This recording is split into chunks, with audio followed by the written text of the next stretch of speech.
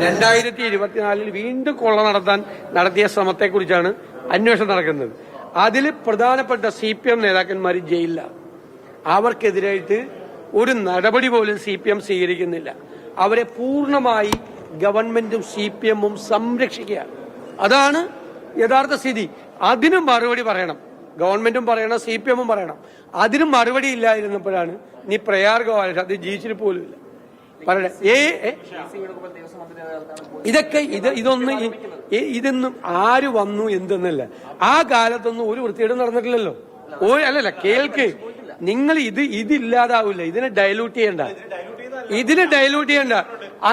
ഏത് വിഷയം വേണേലും അന്വേഷിക്കുക. ഹൈക്കോടതിയുടെ നേതൃത്വത്തിലുള്ള അന്വേഷണം നടക്കുന്നത്.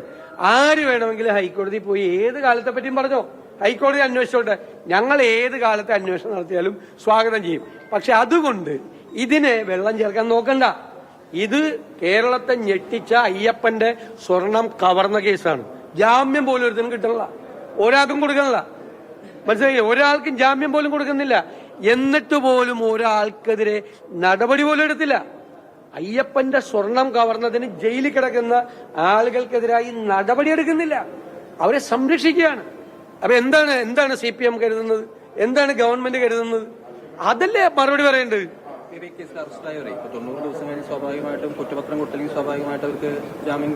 അത് കൊടുത്തില്ലല്ലോ, എന്നിട്ടും കൊടുത്തില്ലല്ലോ. അല്ലല്ല, അതൊക്കെ നിയമപരമായ കാര്യങ്ങളാണ്. ഹൈക്കോടതിയുടെ സൂപ്പർവിഷനിൽ അന്വേഷണം നടക്കുന്ന, ഇതെല്ലാം അറിയാവുന്നവരല്ലേ ഹൈക്കോടതി ജഡ്ജിമാരായിരിക്കുന്ന ആളുകൾ.